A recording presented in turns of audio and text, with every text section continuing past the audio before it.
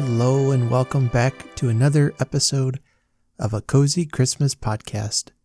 I'm your host, Art, and today we have three special guests. Let's get started.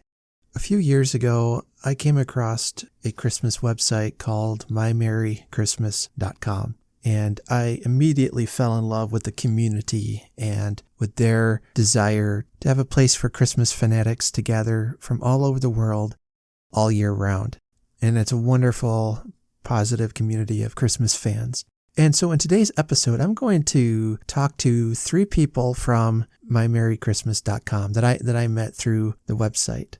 Now, I could talk to the big head honcho, to the chief elf of My Merry Christmas, but we'll save that for a podcast for a later day. I wanted to talk to some of the creative people that form this community. I'll be talking to Bill from thevillagecollector.com, and you might see him on the My Merry Christmas forums as the Village Collector. I love Christmas villages. Bill is all about collecting and displaying your village. He posts pictures of his followers and different pictures of people's Christmas villages. And so we'll be talking about that and a lot of other things, I'm sure. So let's get to the interview.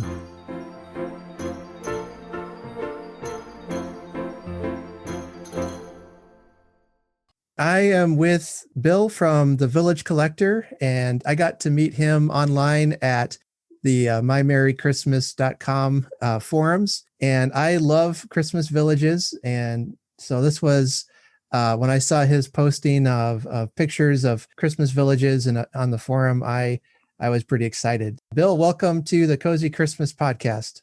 Thank you, Art. It's a pleasure to be here. So have you been collecting Christmas villages for a while, or is this a new hobby of yours? No, I've been doing it for, since the early 90s. So it's been a while. Obviously, things grow and whatever when you're doing collecting. They're getting on in age a bit now, and it's getting a little harder to set up villages and stuff. And when I turned to online to try and find some more information, I found lacking quite a bit. So my wife and I just decided to start a website. And that's where my village passion, I guess, is being quenched now, is with the website. So it's been quite a while, though. Yeah, and the website is thevillagecollector.com. That's correct. And it's a beautiful website. You've got pictures, you've got looks like music is on there, some videos, all kinds of things. Yeah, everything on there. It's all free. It's family friendly. It's safe for the kids and everything. There's even a page for the kids to have some fun on and stuff. It's all villaging. Oh, great. Yeah, I was showing my daughter a little bit of your website the other day. And she loves to see the villages. All of our kids do. Uh-huh. I have a few pieces myself, and I shared a picture with you of the one I had hand painted. And then I inherited some from my grandparents. Cool. Yeah, I can remember when I was young and at their house, I remember seeing them, but they don't have a special, I don't have a special attachment to them other than they're from my grandparents. And yeah, but the family attachment, that's really cool. That's the heart of Christmas right there. That's right. Yeah. Yeah. And so when I see them now, it's I think it's pretty, but then I remember my grandma and grandpa, and so I don't have necessarily any attachment to to these particular pieces, but just the memories of the people behind them. As they like to say on the forums, that's the Christmas spirit. That's right. That's right. Your website has all kinds of great things. I saw there were some videos to help folks with tips and tricks in decorating, or. Yeah, we have a separate page for the tips and tricks, which gives you a few ideas. But the most popular page we have on the website is the Village Videos.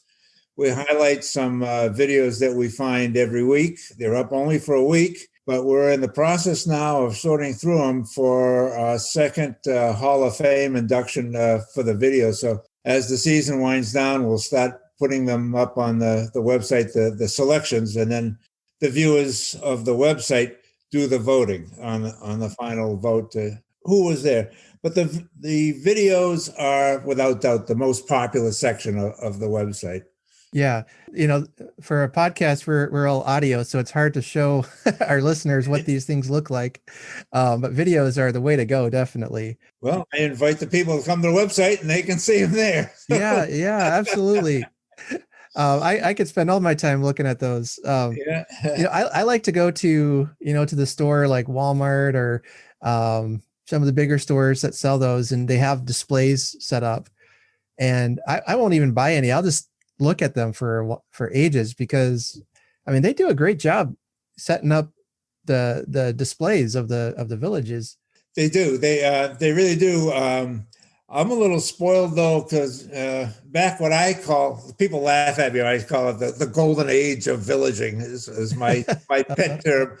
But back in the 90s, there were literally hundreds of stores that were selling the Department 56 villages. And they would have immense setups in the store. It was just so great to just go from store to store to store, just looking at the displays that they had. There was tons of them, and it was great. I live in Iowa, and we have a pretty huge state fair. And every year at the state fair, they have a building that has this gigantic train setup, model train railroad. I can remember taking my kids there, and my boys, when they were real little, loved trains, and they loved to watch the train going around and around. And they'd have all the buildings and everything. So then, as I got older and I started setting up a Christmas village, they wanted a train to go around that thing too. But I don't think I've ever gotten that far yet with setting up a train. You said you were from Iowa. Yes. I wasn't aware of that. You probably checked out the site a couple of days ago. It was a visitor from Iowa that was our 100,000th unique visitor. Oh, cool. And it's possible that it was you. I don't know for a fact, because we don't get that information, but I just know it was from Iowa. And as a result, on Monday, I do a column called The Weekly. And in The Weekly, there's different segments, and we're going to do a whole piece on Iowa to tribute to the 100,000th video, and that could have been you. Wow. Let's just say it was. Sounds good to me. That makes for good podcasting. Yeah, definitely. Well, I was on there a couple of days ago, and I've been off and on for a few times just to check it out and look at what you have there. So how did you come to start collecting villages? You said you started in the 90s or so. Yeah, back in 92, my wife and I built I guess the term today is a forever home. We spent a couple of years and built a house, which was our dream home. And it was the first time either of us had lived in a house, not an apartment. So it was very, very special. And we had always seen Christmas villages, and we wanted to do that for our first Christmas. We went out shopping, got a couple of houses, and then I guess they call it the porcelain addiction, something about it. Once you get your first house, then it's the next house, and then the next one, and it goes from there. So that's how we get started, just trying to do a Christmas decoration, and we just fell in love with them. I get that. Because you get something, then you think, what would really go well with this house is like a barn, and then, well, how about a shop and a blacksmith and a bakery, and then suddenly you have your whole you have a village. I always said, if you buy one item, you got a decoration. If you buy two, you got bookends. If you buy three, you got a collection. That's right. Now, my wife's mother, at least she had a rather extensive village collection. It would take her maybe a whole day or two to get everything set up. Yeah. And they've retired now, and I think she probably got rid of a lot of that. But she would find them. I don't think she hardly ever bought any brand new. She would find them at the thrift store, yard sales, and then once she started collecting, people heard she was collecting, so they're saying, "Hey, I've got a ton of those. I don't want. You want them?" And she'd get a bunch free, that kind of thing. So secondary market has been very popular for a lot of years, and now with eBay, it's a lot more people are going on to eBay. takes kind of the fun out of the collecting for me. I used to like to go around and see what I could find here or there with the retired pieces or whatever. Now it's just click and wait for the truck, you know.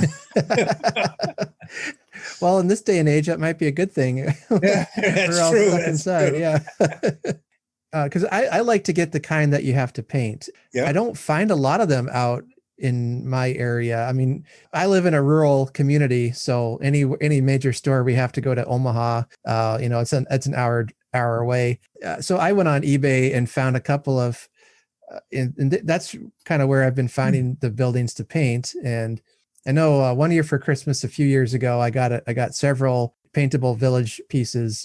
Yeah, the stuff at Michael seems to sell out pretty quickly. They don't buy that deep, so yeah. Yeah. She must hit it at just the right time, and she gobbled up a bunch for me. So that was great. And I've seen on the forum, the My Merry Christmas forum, that there were some pictures from people who had bought a already colored house, but then repainted it to fit what they wanted. They just painted over the paint, and those look pretty good too. I have not tried that yet. I haven't dared to try and get that good, but yeah, it's fun when you can personalize something like that. And the picture you sent me was really good. In fact, that's on the Village Photos page now. You're thinking I'm looking forward to more pictures as Christmas gets closer too.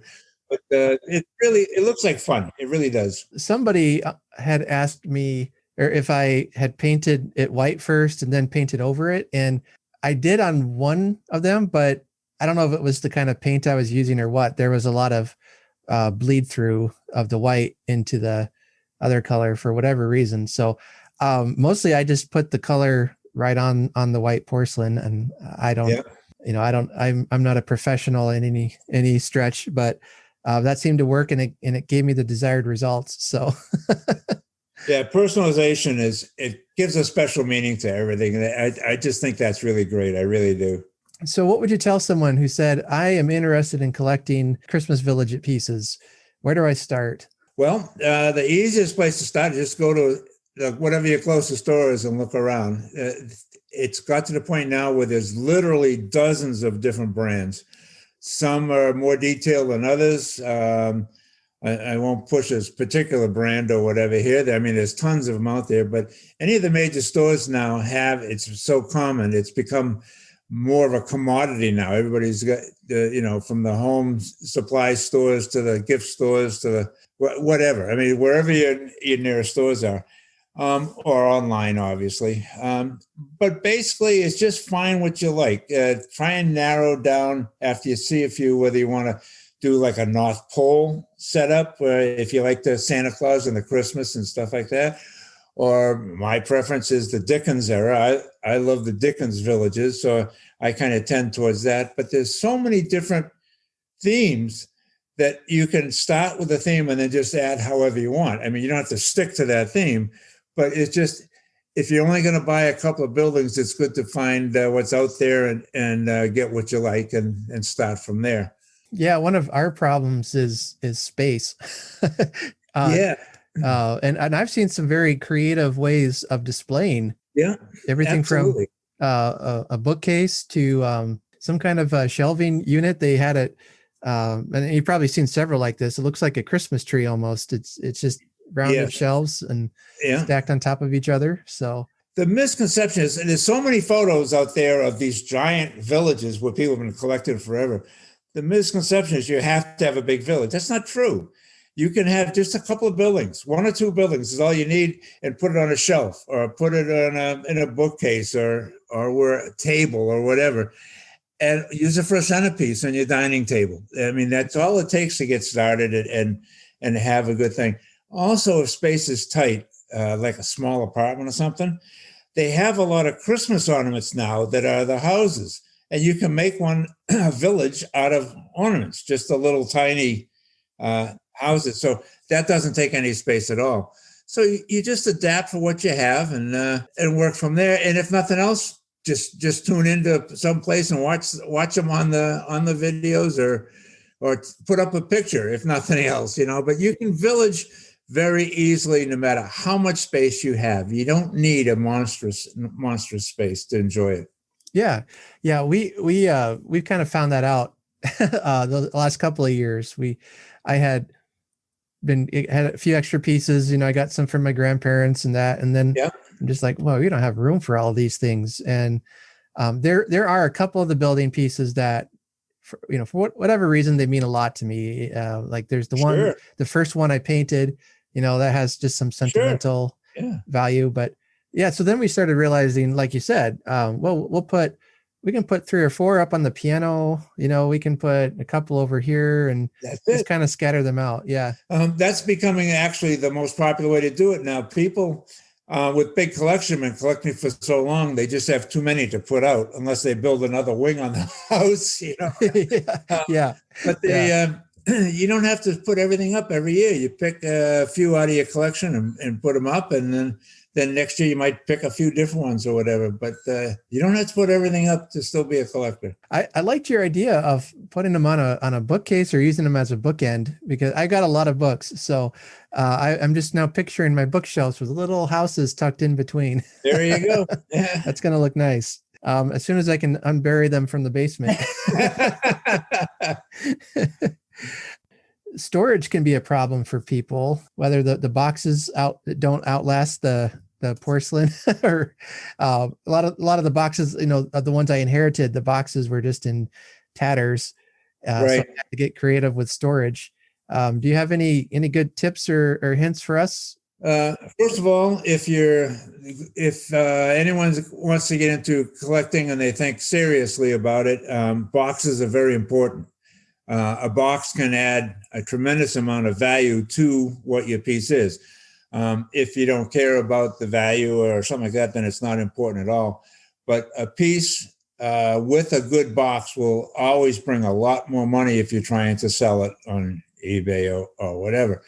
But outside of that, as far as just storing it, a lot of people are getting those big tubs now. They like I don't know, they're rubbery plastic tubs with the stuff, and they put them in that. Then you can put them just about anywhere. You can get the size appropriate you need, or 2 of them, or whatever you need.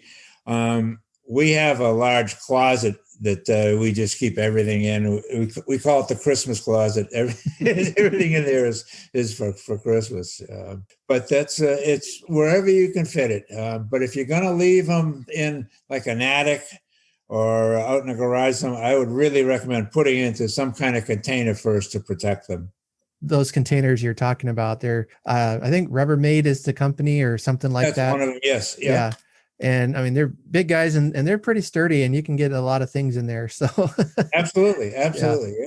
Yeah. We have all of our Christmas stuff like that packed away in those things. So the important thing is just to protect them the best you can. And you do what you can. I mean, it is what it is. That's right. Well, the last couple of years, we've had some trouble with our basement flooding. So fortunately, a lot of our Christmas stuff were in those plastic containers. So it saved us a lot of trouble.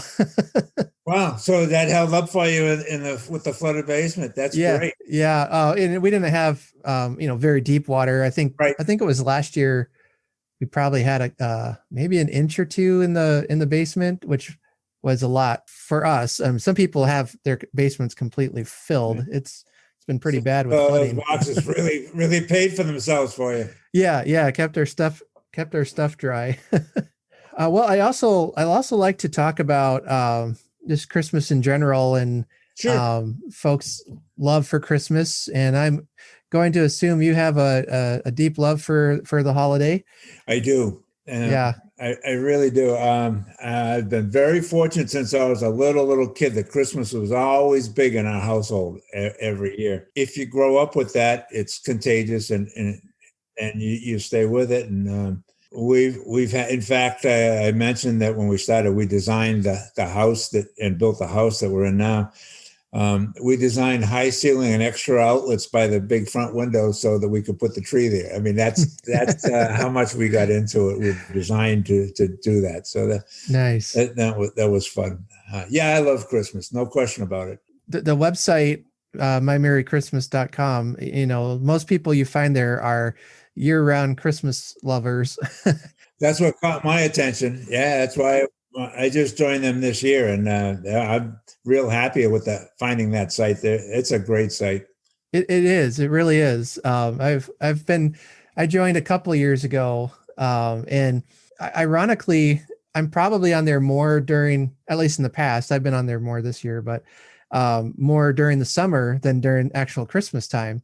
I think actually my first year, from about November through January, I wasn't on there at all, which is really strange. But it was probably summer when I found it, and I just needed someone to talk to about Christmas, and nobody I know wants to talk about Christmas in August or whatever. I think I felt not even just talking about Christmas, just Christmas villages. Nobody wanted to do it in the summer, but fortunately they do now. So yeah. Oh, and so there you can find people happy to talk about Christmas any time of the year, and then that kind of led me on to finding other Christmas fans, and then into Christmas podcasts, and now I'm started my own podcast. And yeah, congratulations on that, by the way. Yeah. Who knows where this is all going to lead next? So, do you have any special Christmas memories or traditions that you and your family like to do? When I was smaller, which is a long time ago now, but I grew up on the North Shore of Massachusetts, about 45 minutes north of Boston. And for Christmas, sometimes Christmas Day, sometimes the day before or after, we would go into Boston, like an annual trek, and look at all the stores. We used to have all the big department stores had windows with the moving features, kind of like you see on the Christmas Story, where kids looking at that was the period that was there. And we'd always go into a big movie or something too. It was a big special treat for us kids to take that trip into Boston for Christmas. So that's the first thing that sticks in my mind. Yeah, I can remember when I was a kid and getting to go to my grandma and grandpa's house. We lived in Illinois. They lived in Florissant, Missouri, which is a suburb of St. Louis now. It was always exciting to finally get up and to go. My dad would be on vacation, so we would hop in the car, and it'd take 5 hours to drive, and then you see the arch in the distance, then you cross the bridge, and then you were really getting excited. Sure. Yeah. But yeah, they made Christmas very special for us. This homemade food and great presents, and and I honestly can't remember now any present in specific. It was just the experiences we had with them that were really special. I just thought of a funny little story, if I may. Oh, sure. Yeah. As I mentioned, we're very heavily into Christmas. And you got to think back, this was in the 50s now, 1950s. And my dad was he could fix anything, do anything, one of the jack of all trades type of thing. And there were no iPods or pads or anything back then. The stereo set was this giant console that sat in the living room. And my father worked out a way to make an external speaker outside the house so he could play Christmas carols outside the house. And being the typical guy that he was, that he whatever was handy is what he used. So for the cable and make a plug to plug in the external speaker, he used an extension cord. He just cut off one end of the extension cord, and the other end had a double plug on it that he could match with a plug that he put on the stereo and wired the stereo to that. So he just plugged in that cord into that, and you could hear the Christmas music outside the house. It was really neat. And one day my mother decided she was going to have Christmas music playing when my father came home from work. So she looked at the plug and plugged it in the wall, and the speaker went, that was the end of the Christmas music. Oh no. Yeah. Another time at Christmas. That's right. Yeah. She blew those out, huh? That's great. Probably violated all kinds of OSHA regulations there, I guess.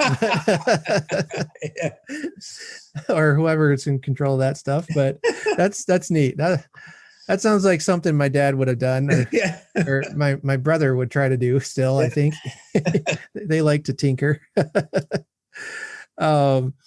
Great. So how long does it take you to put up your collection of villages? Well, I used to spend 2-3 days to put it up because I was more finicky than most. Not as good as most, but I was more interested in what I wanted to see than what was anything else. But anyway, it would take a lot. But it hasn't been for a few years now with age and health problems. Now it just takes me a few hours to put up a few buildings here or there. Or, we got to now, instead of having an 11-foot Christmas tree in the living room, we now have like a 4-foot tree over in the corner and a couple of buildings underneath it and stuff like that. Life goes on, you do what you do and you celebrate how you can. So it's not long at all now. Yeah. It's kind of like, there's really no right or wrong way to celebrate. The beauty of it. Yep. You do what you can, and you do what makes you happy. Yeah. When I would get buildings, I learned quickly, I need to find the ones I actually like and not just, oh, there's one, I'll buy it or I'll get it. Yeah, that gets old real quick. Yeah. I was like, I don't even like this building or it doesn't even, and so I like to have buildings that have some kind of trigger for a memory for me or something. Sure. Like I have one, I found it's one I painted, but it's a clock store, and it's called Cobb's Clock or Cobb's Clocks. And Cobb is my wife's maiden name. And I thought that was really neat. So I thought, I got to get that. Yeah. Sure. I got a couple of pieces that mean something to our family history and that kind of thing. And it's the same with our Christmas tree. Our ornaments our tree is not a themed tree at all. It's just a collection of things we've picked up on vacation. Yeah. My wife likes to get, wherever we go on vacation, usually there's a gift shop and then they're selling Christmas ornaments somewhere, I'm sure. And so we'll have some from some of the vacations we've taken. And so then it's like your tree becomes almost like a family scrapbook, isn't that great? Yeah. That is awesome. Before I retired, we used to take a few vacations here and there. And as typical, most people want to bring back a souvenir. We usually found a shop somewhere and brought back a building, and that added to the village. That was our memory of the vacation. Well, we got this here, we got that there, and that type of thing. So when you can put a personal story with it, it just adds that much more to it. It's just special. Nostalgia is a very powerful thing. Yes. Yeah, there's a lot of movies I'll watch that are really not the best or great movies, but it's just because I have such good memories of when I first saw it or something, and it just brings all that back. You'll find that the older you get, the more that has meaning too. Oh boy. Well, I just I turned 42 this year, and my oldest son is getting ready for college. He's a senior in high school, and this is his last Christmas technically home with us. Obviously he's going to come back for a visit, but sure. It's his last one living at home. Yeah. Hopefully he'll get a job. No. Another milestone. But, yeah. Another milestone. He's turning 18 in December, and a lot of big changes coming up. So this is going to be, I think this is going to be one of those Christmases where we're going to maybe have we're going to cry a little bit, I think. But one of those small ornament houses or whatever would be a good thing for him if he could put that in his dorm room if he's going away to college, whatever. But it would keep that touch of Christmas and build on that as his life goes on too. So yeah, well, I'll have to jot down that idea. Yeah, I don't think he listens to my podcast though. But no, yeah. So in all of your years of collecting, have you ever come across something really unusual, like an unusual building or display? They're all unusual, I guess. No, I really haven't so much. It's I've seen a lot of things that caught my eye, caught my attention, but usually it is what it is. Well, no, I take that back. There is one thing, and it's not a building; it's a train.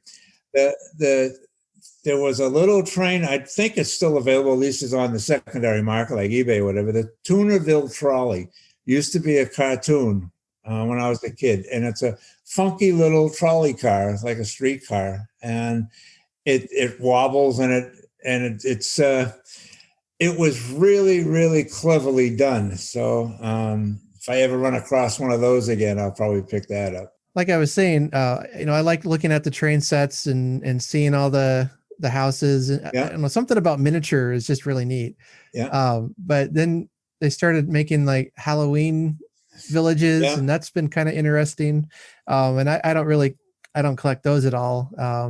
And I have to keep my collection pretty small. So, but I think the weirdest piece I have is from my grandparents, and it's an outhouse. And I don't know, it cracks me up. The door's cracked open, you can see in, there's a toilet in there. And so I usually put that out by my barn. That's cool. Yeah. An awful lot of people are using the villages now for Halloween. Obviously, is the second biggest holiday, and they have whole villages for Halloween. Easter is another big one, and people make vignettes of a few buildings or whatever every season. I don't. I mean, to me, it's just Christmas 12 months a year. I just love Christmas. And when I don't have a village up, now for the last few years, I've been working on my website, and that keeps Christmas right there. But I never really got into the seasonal putting up of the buildings. An awful lot of people do. It's very, very popular. But for me, it was just Christmas, and that was it. So you run and design the website yourself, huh? Yeah. I'm in my late 70s, and I don't even have an iPhone or any kind of a cell phone. I don't have a cell phone. Wow. I don't do social media. I just a lifestyle choice. But when it comes to the website, everything is so easy today to do it that someone like me can go in and say, "Yeah, I can do this." Even if you can't, you can just say that, and then you go in and you say, "Well, maybe I can," and it becomes click and drag and drop and all that sort of stuff, and it becomes quite easy. Yeah, I'm having so much fun with this website. I mean, it's really covered my collecting passion very well. Now, when did you start your website? I started it in 2017, and then we were doing really, really well.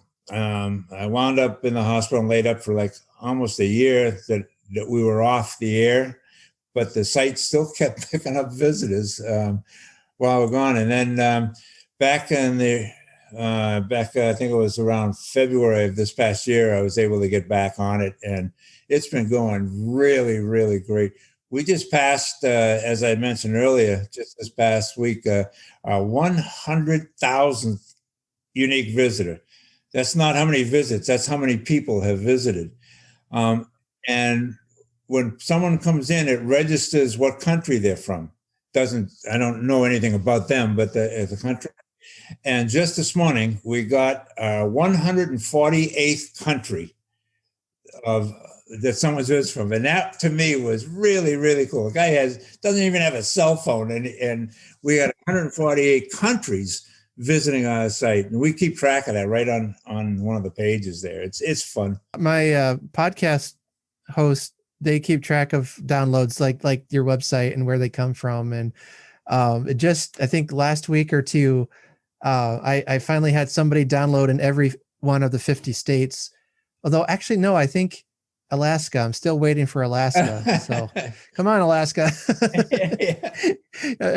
You're like the most Christmassy of all states, Alaska. Come on. But that was pretty exciting though, when I finally got at least all the 48 states. Yeah. It's fun to keep track and see what's happening. It's really cool. My wife's like, well, who do you know in England or Australia? Who are those people? And I'm like, I don't know. I'll tell you, we have no budget for our site. It's just whatever we can do. We don't charge anything for it. It's all free. But it's the only way we can get word out is by word of mouth.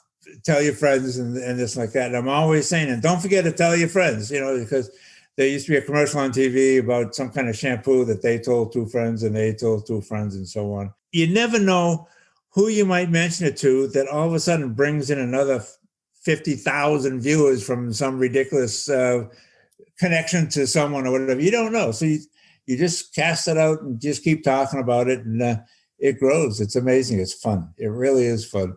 Well, I'm really glad I was able to connect with you on the My Merry Christmas website, and I want to thank you for being willing to come on and talk Christmas villages. Do you had something else you wanted to add? Yeah, I'd like you to be the first person that's aware. We're going to have what's called a gathering. People get together from villages and stuff. Mm-hmm. We're going to do the first virtual village gathering. It's coming up in 2022. We just announced the dates on our website just an hour ago. It's called Village Fest 2022. And if you go on the breaking news site, the top of that page, on the breaking news page of our website, at the top, there's a connection there to a whole separate section on Village Fest. Yeah, we're just starting to get the word out on that. We got plenty of time to go, obviously. But the big thing is, it's like everything else on our website, it's going to be free. And everybody likes that word. Oh, yeah. Yeah. Awesome. Well, as we get closer to that, I'll certainly have you back on to do some more promotion for it. It sounds cool. Sounds like a blast. Thanks so much, Art. It's really been fun. I could talk Christmas all day long, but I don't know if I want to do a 24-hour episode here. So, well, this is my first ever on a blog, so history's made again. There you go. Your 100,000th visitor has you on. I don't know if anyone else wants to lay claim to that honor. We might have to fight about it, but. Well, Merry Christmas, Art. Thank you. Yes, Bill, it's good talking to you, and thanks for coming by.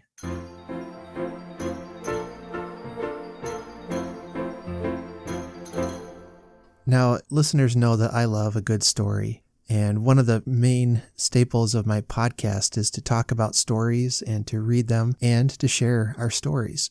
So the next guest I have on today is an author. Her name is Sandy on mymerrychristmas.com, and I've gotten to chat with her on some of the forums and different things we've posted on, and I happened to see that she was an author, so I reached out to her about being on the show because I saw that she wrote a Christmas book. Her book is called A Town Called Festive. It's available on Kindle as well as on Amazon. A Town Called Festive is about a small town that bursts with the holiday spirit from Thanksgiving to New Year's Day. This is a place where one can find Christmas cheer literally on every corner or at one of the many holiday celebrations. The beliefs of hope, second chances, and forgiveness bubble over there. For there, even the resident town grump can find redemption. Val Young is a single mother and owner/chef of the Memories Diner, struggles to juggle her life. After fleeing from the haunting devastation that nearly ruined her life in New York and traveling for a few years in Europe, she settled in Festive, Maryland. She felt that she could hide from the meanness of the world and raise her daughter Maggie. James Hawk, a reporter from Chicago,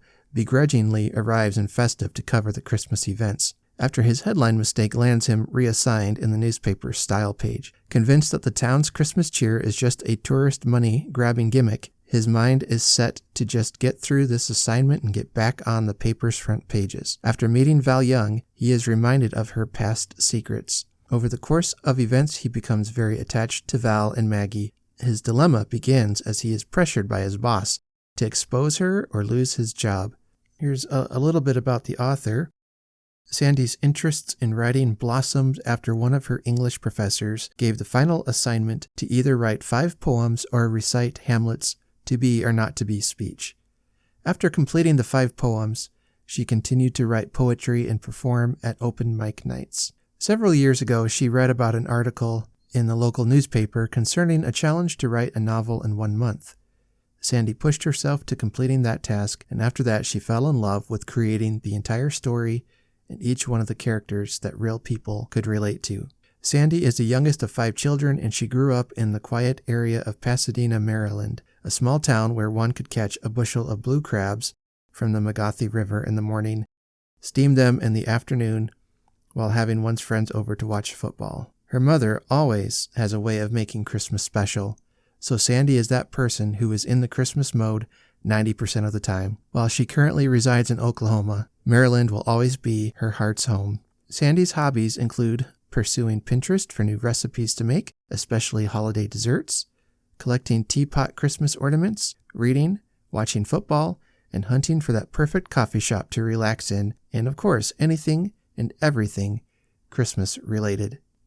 This book felt like a Hallmark movie, and I don't mean that as a criticism. Honestly, I've only seen a couple of Hallmark movies, so I haven't experienced that, deep saturation of the films, but it was cozy. The characters were interesting, and the plot was fun. I mean, it was a fun read. I just read it in October, and I'm definitely going to read it again when it feels more Christmassy out. I've been on the lookout for more Christmas stories that I can make a tradition of reading every year, along with A Christmas Carol. I've only really got a few stories that I read every year, so I've been wanting to add to that list. And I'm going to add A Town Called Festive to my yearly read list. It's Christmassy in all the right places. There's a great love story. There are some charming, kooky characters in the town, and one old grump. But it was all a delight to read, and this story would be perfect for a cold winter's night as you sit next to the Christmas tree. Maybe you've got your Christmas fire going, you've got a cup of hot cocoa or eggnog, maybe a stash of snackies ready to munch on, and you're set for just a good, wholesome read. This story I would highly recommend. And I had the pleasure of interviewing Sandy on the phone, and so here's that interview.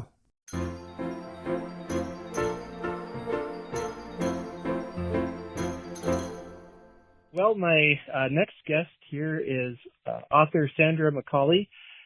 Well, thank you for having me on. I really appreciate that. Like I said in the introduction, I came across you and your book on the website, on the Christmas forums there, and it's really amazing just how many creative types have gathered together in one place to celebrate Christmas every day of the year. I personally love forums like that because it gives people ideas and a place to share and a place to laugh. And I mean, I've seen people post music videos that I never knew of, and it's just a wonderful way to share all over the world what we do. And I love it. I interviewed another the guy he goes by the Village Collector on the forums, and I was telling him today that I came across the forums a couple years ago, and it was great to find people in August who want to talk about Christmas. Well, I talk about Christmas 365 days a year. Maybe people get tired of me. I don't know, but we're Christmas crazy in my family. That's a good thing. Well, you will find a community here of like-minded people. So I want to have you go ahead and introduce yourself and let the folks know who you are and maybe a little bit about the book you've written. Okay. Well, my name is Sandra Macauley, and I'm currently living in Tulsa, Oklahoma, but I grew up just south of Baltimore in a little town called Pasadena, Maryland. I'm the youngest of five, all girls, all sisters. And I started writing when a college professor of mine had our final exam, and it was either write 5 poems or do Hamlet's to be or not to be speech. So I chose to write the 5 poems, and I've been sort of writing in different ways ever since. And this is my first book to be published.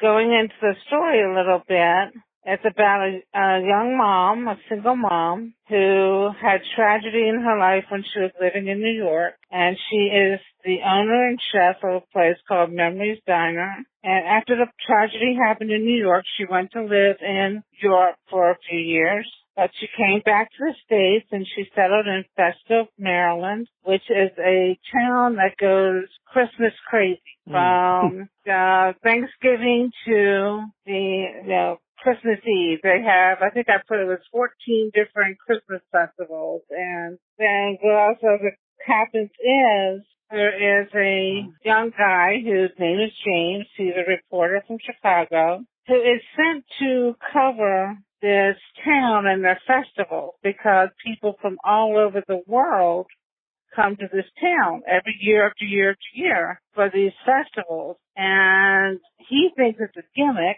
a tourist trap is what he calls it. But what they find out is that people have established relationships with people all over the world within their community through these festivals. And of course you have James and the mom's name is Val as the love interest in the story. And then we have another couple, Hal and Rose, are the innkeeper. And of course, Rose is the town matchmaker, and she thinks that James and Val are meant for each other. But James has a little secret, which I don't want to give away because I want the readers to find it. And yeah, that kind of sets them on a breakup there for a bit. That's for the readers to find. So, and my favorite character in the book is a gentleman called Mr. Jeffers. Oh, yes. And he's an elderly gentleman, and I just love him because he starts out as being the grumpy person, the bah humbug, Ebenezer Scrooge's sort type person. But by the end of the book, he is transformed into something else. And he's kind of redeemed a little bit in that part. So he's my favorite character. I based him on kind of both my grandfathers, because I had one grandfather who was always the kind one, and the other one who was kind of a little, I guess the word they used to say was curmudgeon. He had, he would say, well, if you say, oh, hey, it's a great day, and he's like, well, what's good about it, type person. So that's kind of who I based that on, and it was a lot of fun writing this book. I think I could sense that. The character, especially Mr. Jeffers, was just a delight to read those parts, and relationship he develops with the main character's daughter is really sweet. It's a great reminder that we can just show kindness to somebody and maybe change a life. Yeah, when I read the book and I chose that quotation in the front, the quotation by Dickens with at the end of the Christmas Carol, where Ebenezer Scrooge has changed and he lived Christmas well throughout the year. That's how this idea for the book kind of started for me, because I read A Christmas Carol a few years back, and I always had this idea, what does that look like? In everyday life, in this modern life we live, how do you do that? And that's partly how the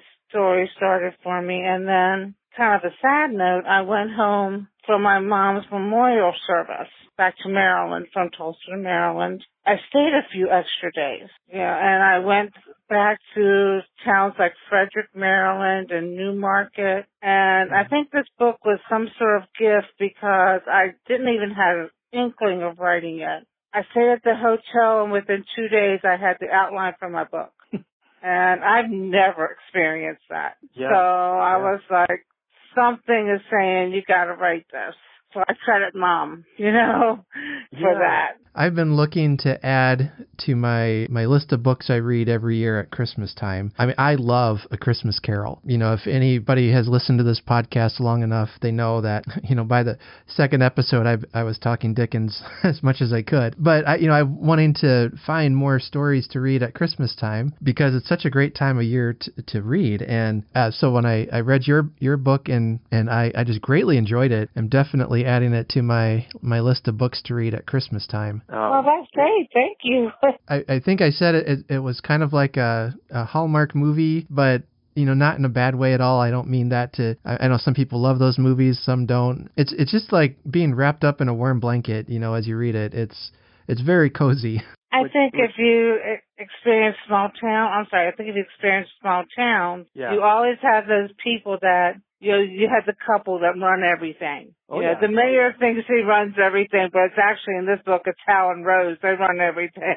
And you have the relationships that are a little bit competitive between Val and another business owner, but And then you have these people that you see every single day coming into her diner. You know, she was a classically trained chef, but she owns this diner. They know the menu better than she does, I think. But, yeah, they get to experience that life. And if you have a small town, there's always that place that everybody goes to. So I think for me, it's like you can take this story and put it in New Hampshire. You could put it in California.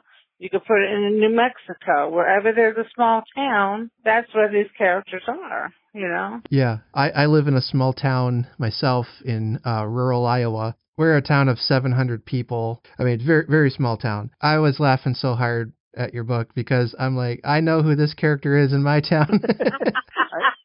You know, this is the guy, or you know, when everyone comes here, we have trouble keeping restaurants in because we're so small, but there is a bakery in town that, I mean, it's the backbone of our business district, such as it is, the one street we have in town. But everyone who comes to visit has to go to the bakery, run by some wonderful people that just make you feel at home. I found a lot to identify with in your book. Like you said, anyone who lives in a small town, this is going to be like, yep, I know these That's people. it. I have to say, also, it reminds me of my town. We're a big, well, I say big, but there are a lot of antique shops in town. So all of our commerce and business comes from having, you know, all these antique stores. You know, such a tiny town, but there's like 20 antique stores crammed on Main Street. Every year they have a antique festival or an antique walk, they call it, in July, I think, or June. Yeah, it's June.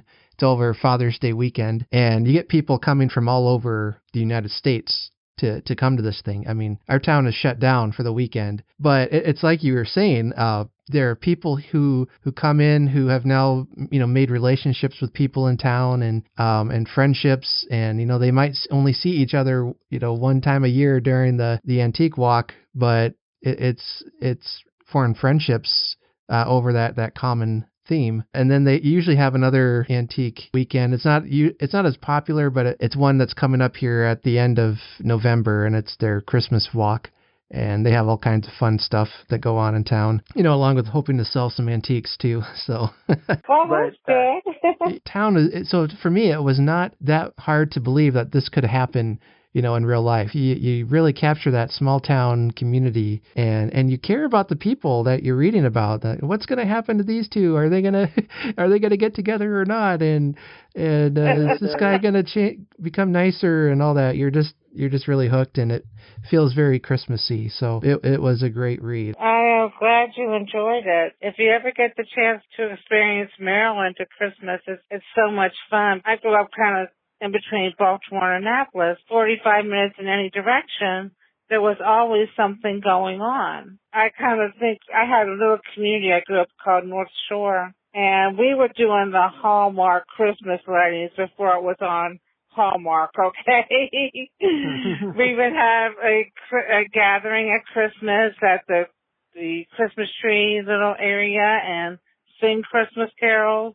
So when I see that in a Hallmark movie, I'm going, yeah, hey, we did that long before y'all did. Yeah, don't take credit for our work.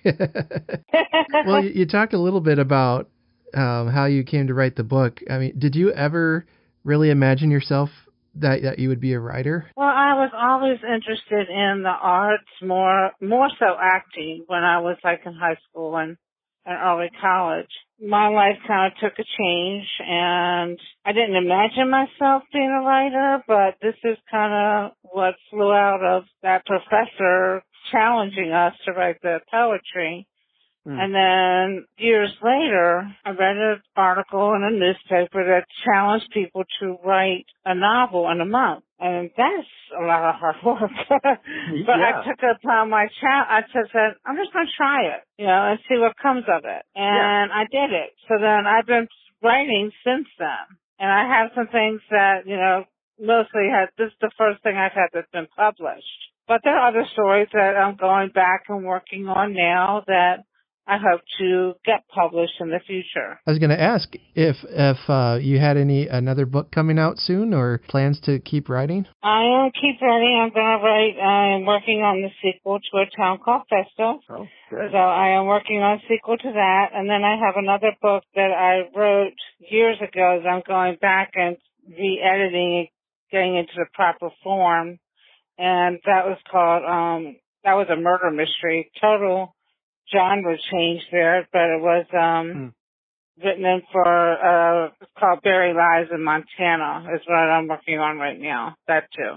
I love murder mysteries. I have plans maybe in the next year to maybe do a month or a couple of episodes of cozy mysteries or something. We'll talk about those. I love a good mystery. You mentioned you had 5 sisters. I have 4 sisters. I'm the youngest Okay, that's of right. 5. 4 sisters. So are they going to provide some material for your future writing? I don't know about that. I'd like to be able to go home for Christmas. No, that's teasing. If anything, it's like the character of Rose is mostly based on my mom and my grandmother, her mother. I try not to put my sisters or anybody else like that in the family in the book. Yeah. Especially writing a murder mystery. That would be wild. You killed me in your book. What were you thinking? No, it all depends on where the imagination takes you, but I can fairly say I'm not going to be my sisters in the book. Maybe some of the traditions that we did, but not my sisters in the book, no. Although now you can tell them, be careful what you say or what you do, or you'll end up in my next book. I saw a mug with that. Do you have a favorite Christmas memory you'd like to share with us? Well, tell the kids, because this has to do with the Santa Claus type thing, so they might not want to listen to that part. Okay. But I was about 5 years old. This was my favorite Christmas. My grandfather lived with us. My dad had a workshop down in our basement, and we had just gotten a puppy. We got gotten a little dachshund puppy. I walked downstairs, and I'm looking, walked back to his work area, and he was building this, what I know now was my dollhouse. He was building it, and I was like, Daddy, what are you doing? And he looked at me, and he's like, I'm making a house for Heidi, for our dog. And I was like, well, why does it have 2 stories? And he was like, I was like, you better put stairs in there, or something for the dachshund. And, of course, Christmas morning, I had kind of forgotten all about that, but that was one of my gifts to my parents Christmas morning. So that's one of my favorite memories. And my dad had built my dollhouse, and that, of course, was very cool. And another memory I have was, I was about the same age, actually. My mom and I went shopping with a friend of hers, and we're in the Christmas decoration part of the store, and they had these little angels that you put on the tree and you light up. Well, I begged and begged and begged and begged and begged my mom to buy them, so much to the point of a temper tantrum to buy these little things, okay? And she had a little Christmas tree in our living room, a little tabletop tree, and she put them on there. And that started her angel collection. So through the years, we always gave her angels. And when she passed away, she had I think a couple hundred angels from all over the world that we would give to her. But it always became for me, it always became like a very special thing as to, well, what angel am I going to get Mom this year, type thing. And when she passed away, I do have some of the ones that, came to me. But I also have some of those original ones that were on that first tree. So they're pretty ancient, but my stepmom collected angels. She passed away a few years ago now from cancer. She had an angel. She called it her angel tree, and one would decorate her tree with little angels on it. And then my mother-in-law would, like, every year she would make these handmade angel ornaments of different styles and kinds. And give them off to family members and stuff. And so then my stepmom knew about that. Anyway, we were able to get her some of those handmade angel ornaments, which she really appreciated and loved. Now my mother-in-law, they retired this year, and so I think she's done making angels right now. she wants a break from that. I don't know if you ever do any crafting or anything. To get known for something, everyone wants one. That's true. I know it would get kind of overwhelming for her some years, but we always appreciated getting, and so I think we have enough angels from my mother-in-law now that we could fill out a little tree anyway. Well, probably a decent sized tree. How about any fun Christmas traditions? Well, one of the things that I do a Christmas jar every year. And I don't know if you've read the book Christmas Jars by Jason Wright, is that what you do is you collect your change in a jar, like I use a spaghetti jar or a mayonnaise jar throughout the year. And then at Christmas time, you give that jar to a complete stranger, anonymously if you can. There have been times when I've just seen somebody in the grocery store and, you can kind of look at them and see that they're struggling a little bit. Yeah. And I've gone, okay, here you go. One time I gave it to a waitress at a restaurant. Some years ago when I was struggling, someone gave one to me with a copy of his book about it. So now I've kind of picked up that tradition and I do it. I think this is about my 10th year doing it now. Yeah, and it's amazing how much coin we collect over the year. We've done that before, not that we've given it away, but we had saved up for some things, like fun things throughout the year. And we just throw change into we used one of those giant pickle jars, filled the thing up, we had it pretty full, and man, those pennies add up. I had a friend who she saved for her first car by filling up one of those giant pretzel jars, those hard pretzel jars. That's how she saved to get her first car, was filling that thing up. Oh, but that's a neat idea. What was that book called again? The Christmas Jar? The Christmas Jars by Jason Wright. Jason Wright. Okay, yeah, I haven't read that. I'll have to check that out. Always looking for more Christmas books. So. There you go. Yeah, well, that's neat. That you can help people out like that, and that idea of paying it forward, as they say. Somebody helped you out, and then you took that idea and are helping other people out. I think we need to see more of that in the world today. And in the book I wrote about Val teaching Maggie those things. Mm-hmm. So she had that giving Advent calendar. So she's teaching her daughter to do that. Yeah, that's what I'm all about with that. I did one last year with between the 1st and the 24th, just doing something nice for somebody.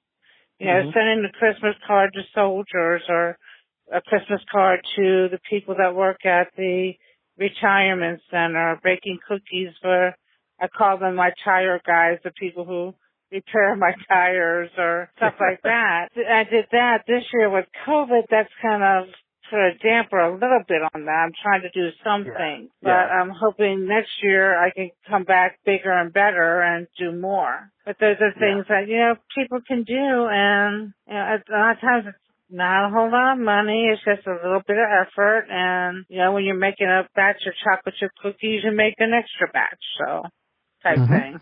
So many, there are a lot of people that are, struggling, especially this year. I know we've done things like that with our kids in the past. We may have even called it the Advent or Giving Advent Calendar or something like that. My wife had this idea, especially when our kids were younger and they were so focused on Christmas about presents, getting presents, and that's what it was all about. And, it was a way to, hey, let's teach them to give too. This is so important, a lesson to teach. So we, put some ideas into a jar and would draw out a new idea every day, like bake someone cookies or do something kind for someone. And so that was a lot of fun.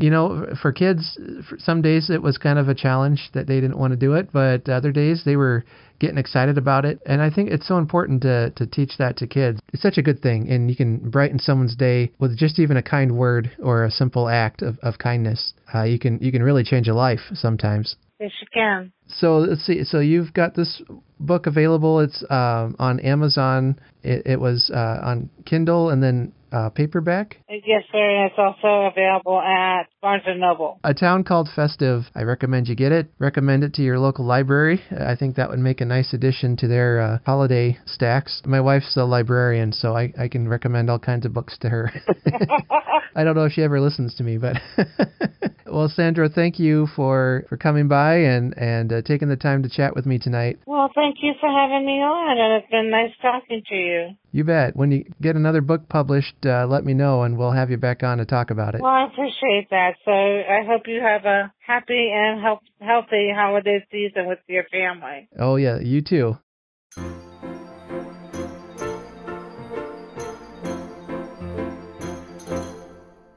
All right, our last guest is an interview with another podcast host.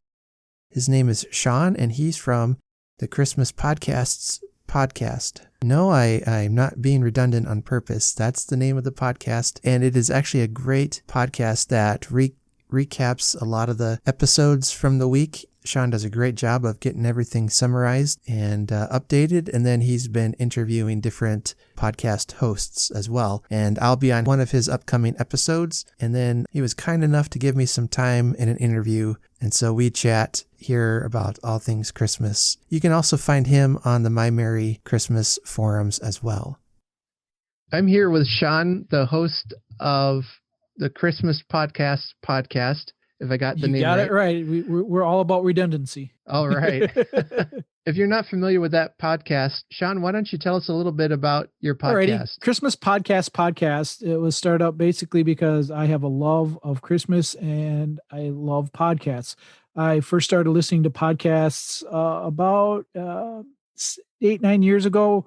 Shortly after Jeff Westover of My Merry Christmas released his podcast, the Merry Podcast, I just enjoyed his content, and it snowballed from there. I wanted more content, and I stumbled across Tim Babb's Can't Wait for Christmas. Fell in love with him because he's a funny guy, and then it just snowballed from there. I kept looking, grabbed more and more, and eventually Jeff Westover came over and says, "You listen to a lot of podcasts?" I said, "Yeah, I have about 15 in my feed." And he says, "How would you like to do a podcast about them? Just basically update people and get the word out about Christmas podcasts." And I'm like, "Great, I can do that. I don't mind talking to a microphone. I'm in radio, so that's right up my alley." And I love connecting with all of the other podcasters out there. And basically what we want to do is bring the listeners podcast information. So if episodes drop, we can let them know. We have christmaspodcast.com, which hosts all the links to the websites where they can find all the episodes for all of our Christmas podcasts we have on christmaspodcast.com. And it's been wonderful and great just having everybody aboard. Your podcast sounded different. When it started, like, what is this? But then I start listening and it's great. I can catch up on everybody's podcast and find new ones that I hadn't heard of before. Sometimes I'll skip through the updates because I hadn't listened to it yet, and I don't like spoilers. So, and some of them are spoilers, even with a just podcast updates too. So I mean, whichever works for you. So, yeah. No, but I really enjoy yours, and I like hearing from the other podcasters. I started listening to podcasts couple years ago. Again, my wife got me into that. She told me I should listen to a few. She's had all of my best ideas. That's what I tell her. I listened to the Christmas Stocking with Lee Cameron, and I think his is one of the oldest podcasts, or Christmas podcasts. He's one of the oldest ones. Yeah, I never Yeah. really listened to him a whole lot, just because I don't know why. I don't know if it was because the one episode I listened to didn't really trigger me to listen again. I don't know why. I need to go back and listen to his episodes again. Yeah, and most of them are short, 15, 20 minutes tops. I love that. I thought, this is great. Somebody's talking about Christmas all the time. This is wonderful. There's a place for us Christmas nuts. Yeah. I wanted something all year, so I kept looking. Then I came across Christmas Past. See his, and then Can't Wait for Christmas with Tim Babb. And then that was like a gateway into the world. Floodgates just opened from there. Yep. They recommend one, and then I listen to that, and then that one recommends another one. And, before you know it, it's Christmas 24/7 in my earphones. Yep. And that's what I love about it. What's your history with Christmas? When did you first realize this is a holiday that I love and I want to live it all year round? When I was about minus 3 months in my mother's womb.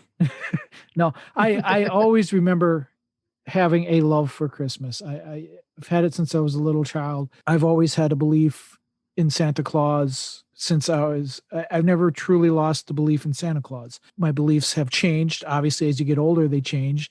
I've always loved Christmas when I was little. I loved the magic of the season, the warmth, even though up here in the Northern Hemisphere, it's cold. There's still a warmth to Christmas. Mm-hmm. There's a warmth to being around friends and family, and just the overall, the lights, the sounds, the music, the food, the gathering. It's just a warm, cozy place.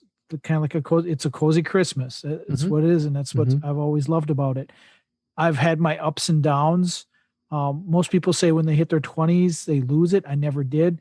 My downs happened right around when I got divorced, and I couldn't have my kids around me the whole time. I had to obviously share placement.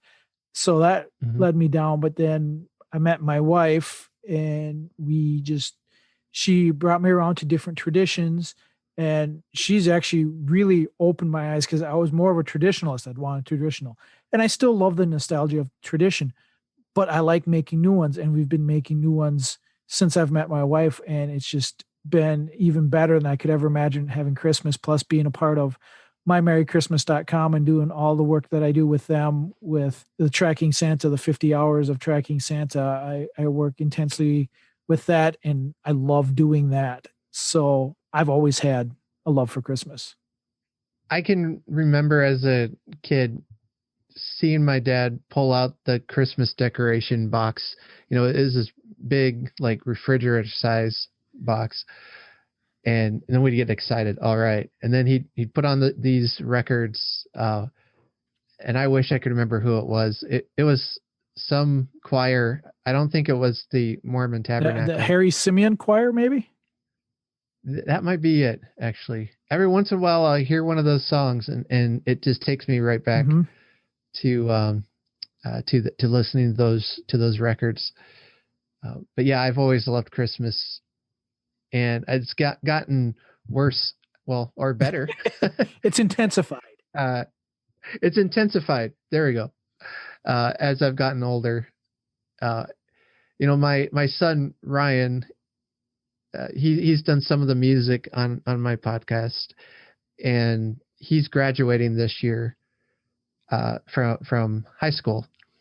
And then my wife told me the other day, hey, this is going to be his last Christmas, technically at home before he goes off to college.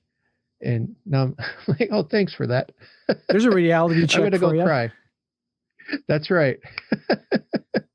Definitely. I've loved Christmas, and I don't know if I can pinpoint why. No. Obviously there's some elements of faith to it.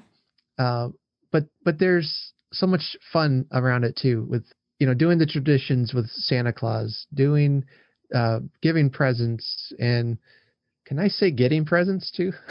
Right. There's a thing. I mean, if that's not your sole expectation, no, you like to see the thoughts that somebody puts into you. You need that too.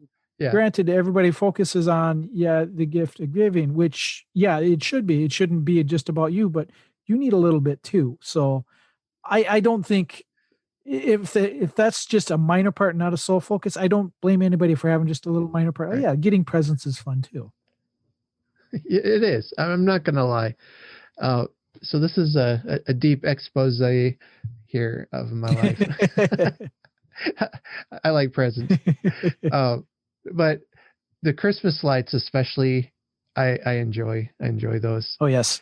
I saw your pictures that you have your decorations up already. Yep, I do. And that's actually toned down from what I've done like 10 years ago or better.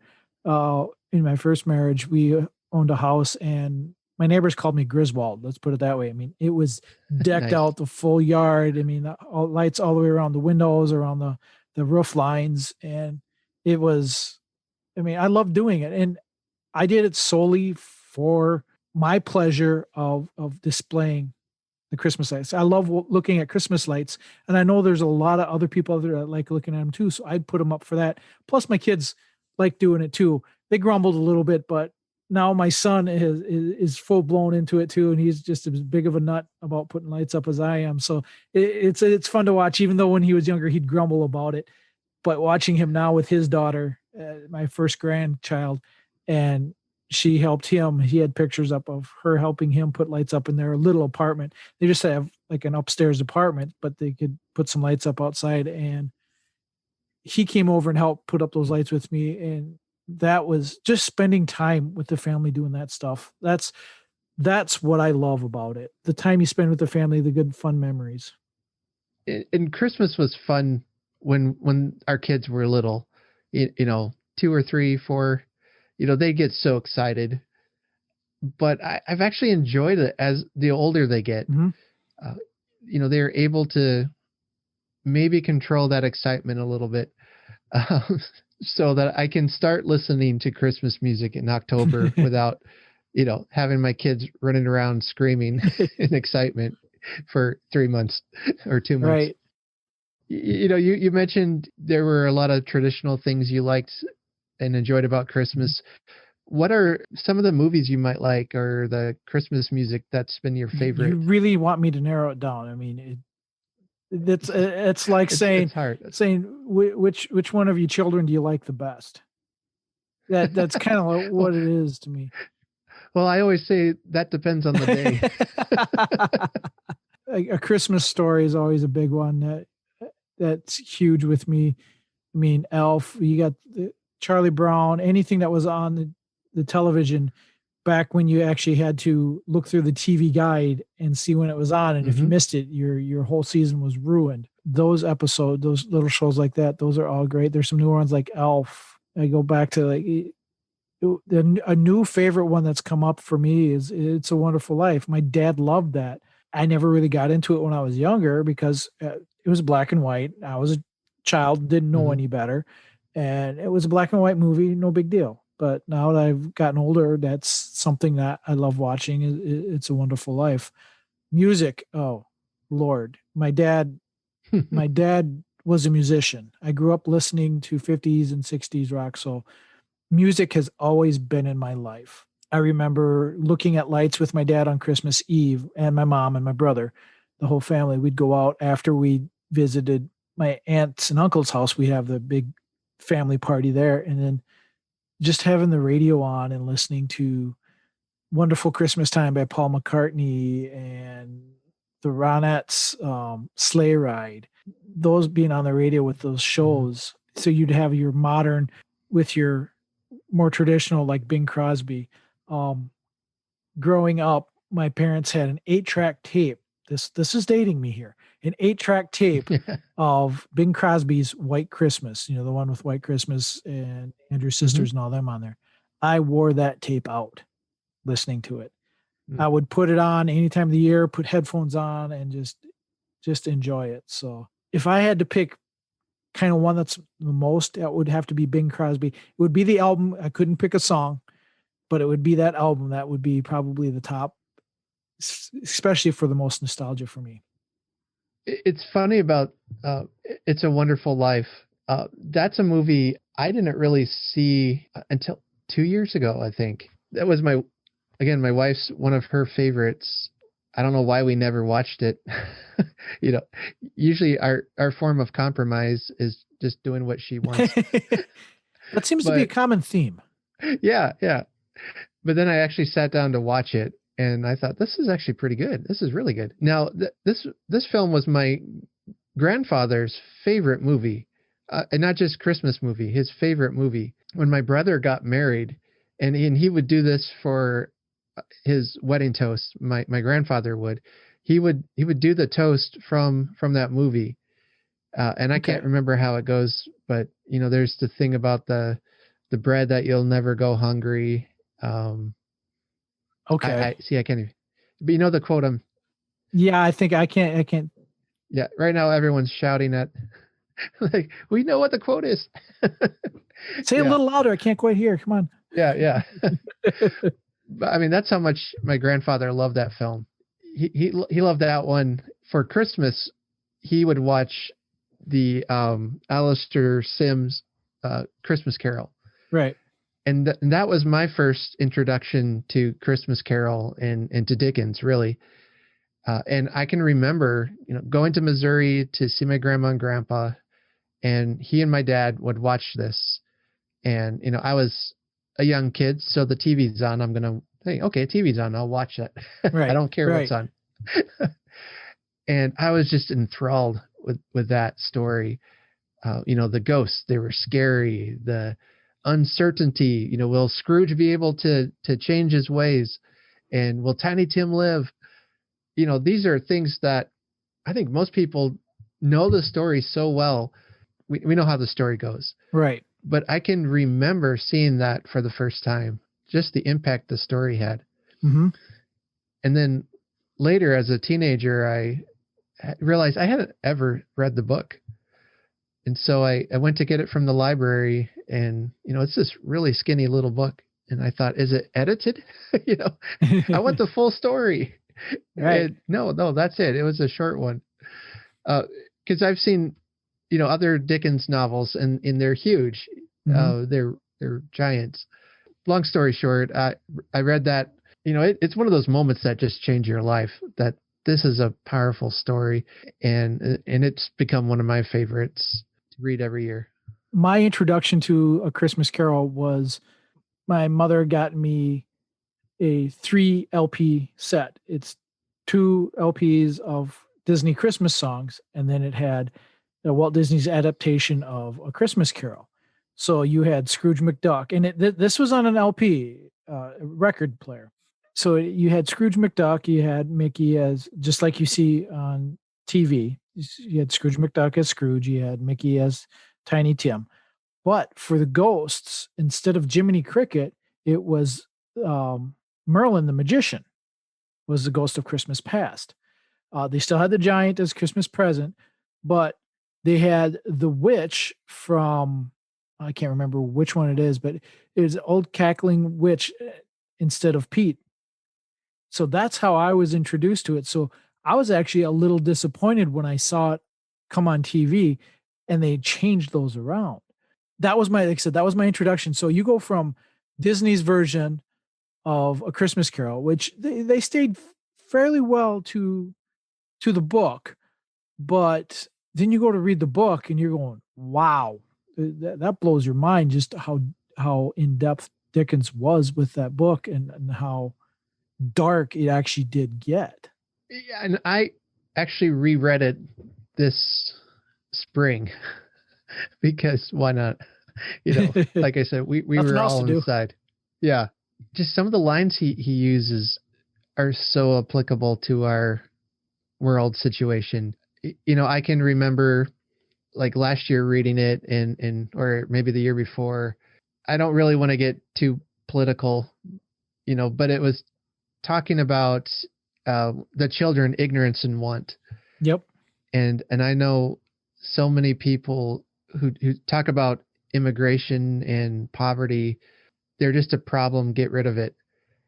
And what Dickens is writing about there, I think we need to remember that as we're dealing with these issues, because he's right. That ignorance is such a dangerous path to follow. That I don't know. I don't care. Just get it out of my sight. And therein lies some pretty big problems. Right. And I've talked with people, and even with my wife, she made this comment too, that people are going, things are so much worse now than they were before. And you just said it now. Dickens had that back in 1870s when he wrote A Christmas Carol. Yeah, it was actually 1843. 1843. Okay. Yeah. I didn't research that. I knew it was in the 1800s. But they had these issues that we have today back then. Dickens wrote about them. You just didn't have the mass media to get it at your fingertips instantaneously. So now the world seems worse off than it was before, when probably really isn't any worse off than it was before. We just were more oblivious and more ignorant of it than we are now.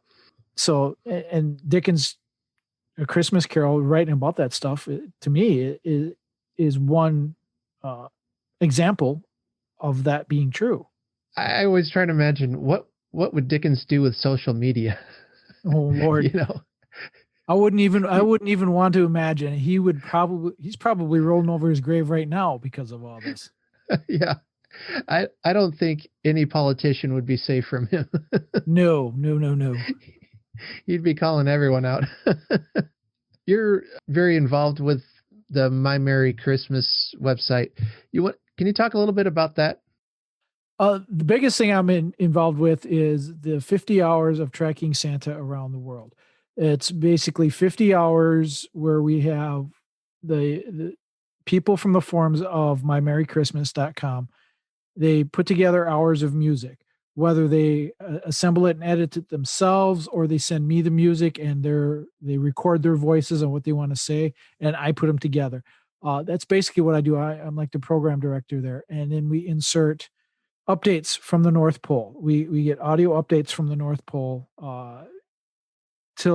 from when it's Christmas Eve, the international dateline, which is for Central Time Zone, it is 4 a.m. on the 23rd. That's when the broadcast kicks off. And then from there until about an hour before Santa launches, we have updates every half hour.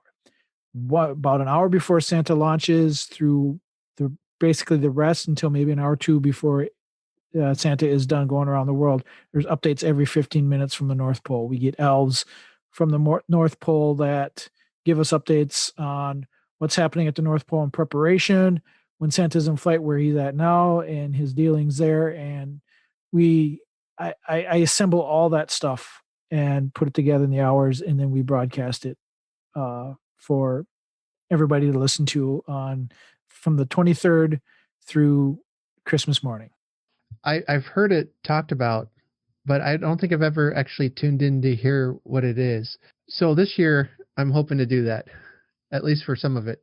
It's rough to listen. You can't listen to the whole thing. Obviously, it's 50 hours straight, so you got to sleep sometime. And B, everybody is so busy on Christmas Eve with whatever they got going on, which is probably the main reason why we do it. Is you got people all over the world tuning in. And that's the amazing part to me, is Jeff has shared with us, I'm part of the crew, we have people tuning in all over the world, all times of the day. And it's amazing to see how much joy and fun and anticipation we can bring with this, and just the tracking of Santa. And it's how it came to the internet and how it came to Jeff is also an amazing story in itself. That would be something that you could probably do, is ask Jeff to get him on and to have him talk about how the SantaUpdate.com got started with the Merry Forums. And it's an amazing story. And it's a story I love hearing over and over. Basically, it's when he married his wife, she had a 5-year-old little girl who didn't believe in Santa. And that's what sparked this whole thing. So it's sad to hear that a 5-year-old didn't have a belief in Santa or didn't know about Santa. But thanks to her not having that, spawned this beautiful thing that's My Merry Christmas and Santa Update and all that. And when I was growing up, I would catch those NORAD updates that were on the radio. Yeah. And I was searching for that somewhere on the internet when the internet was young. And that's how I stumbled on SantaUpdate.com and My Merry Christmas. And I got onto the forums there and just started listening and started participating. And when my kids were younger, we would do the tracking Santa. That back before they actually had a broadcast of it, they would have updates on the internet on the website every 15 minutes, and we could see where Santa was on a map. And it's even suggested that you get a map out and just take some yarn or little thread and track out where Santa is. And it's just fun. It was a whole fun process. And my son now is getting excited because my granddaughter is now 2, and she's now starting to get into the fun part of all this, and we'll get her into tracking Santa. I do that because I know there's kids out there everywhere that love doing this. Mhm. I love music. Like I said, my dad was a musician.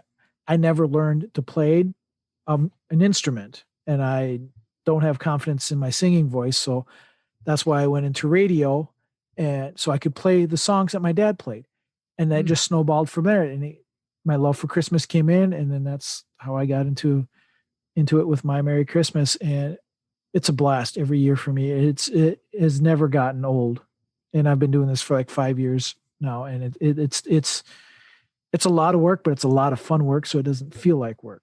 Yeah. Once something feels like work, it's no longer fun. Exactly. I guess unless you like work, I don't know. There's crazy people like that. I guess one more question here. Do you have a favorite Christmas memory or a tradition that you do with your family every year? I've got a lot of memories. I shared a couple. Some of my memories is I used to live in a mobile home with my parents, and just going out to the shed in the back, climbing up into the attic of the shed and grabbing the Christmas ornaments, and then you get that old musty smell. Mm-hmm. And that smell even to this day will bring back memories of getting the Christmas stuff out and decorating the house that my mom would do. We'd decorate it like crazy. Another funny nostalgic smell for me is when dust burns off of when the furnace kicks in for the first time and you get that dust burning off smell. Yeah. I would sit and listen to those records I talked about, the Walt Disney's the Presents a Christmas Carol and the 26 all-time favorite Christmas songs. I would sit there, do homework listening to those, and the furnace would kick in and I'd get that smell. And it was just because it was a cold night, you'd feel the cold, but then all of a sudden the heat of the furnace kicks in, the smell, the music and playing the Christmas music. And that's just nostalgic there. And then looking at Christmas lights. And that's something I do to this day. I haven't the past couple of years because we've been so busy because we've had high schoolers. So Yeah. we could get out. But now that my granddaughter we're going around just driving down. She's like, "Ooh, lights." So I'm like, "Oh, goody. This is going to be fun this year." And so we want to get the tradition again of taking, and my son wants to take her out too. He's just as huge of a Christmas fanatic as I am. And he wants to get her looking at lights too. So That's just great. looking at Christmas lights, that's another one of my fond memories. I've got a bunch of them. I can't really narrow it down to one.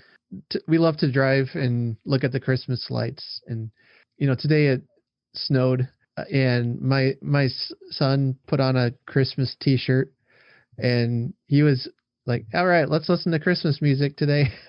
So of course I had to. Yeah. Well, it was such a rough job just to try to put the Christmas music on. I mean, it just goes against everything you believe in, right? That's right. Yeah. Yeah. Can I get any more sarcasm into that comment? I don't know. We'll edit some more sarcasm in. I think there's a button for that. There's an app for that. There you go. That's right. Well, Sean, thanks for coming down from the frozen north there. And, I'm not too far north of you, but okay. Well, Wisconsin, that's north, isn't it? True. Compared to where we are, yeah, we're north, but okay. I didn't do so well in geography. Anyway, thanks for stopping by. And I love your podcast. It's great to hear what everyone's doing and getting to know some of the other podcasters too. So appreciate it. No, thanks for coming on. Thanks for your wonderful comments. And this has been fun. I love talking with everybody, and this has been great. Thanks for having me. You bet.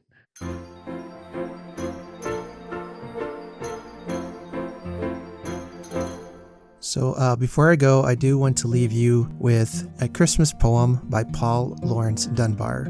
Paul Laurence Dunbar was born in 1872, and he was one of the first African-American poets to gain national recognition. His parents, Joshua and Matilda Murphy Dunbar, were freed slaves from Kentucky. And that's a little bit about his life. A very interesting person. If you don't know anything about him, I'd encourage you to check out his work. He's written some very beautiful poems. Here's his poem called Christmas in the Heart. The snow lies deep upon the ground, and winter's brightness all around decks bravely out the forest sere with jewels of the brave old year. The coasting crowd upon the hill with some new spirit seems to thrill, and all the temple bells a chime ring out the glee of Christmas time. In happy homes the brown oak bough vies with the red gemmed holly. In happy homes the brown oak bough vies with the red gemmed holly now. And here and there like pearls there show the berries of the mistletoe. A sprig upon the chandelier says to the maidens, "Come not here." Even the pauper of the earth some kindly gift has cheered to mirth. Within his chamber dim and cold there sits a grasping miser old.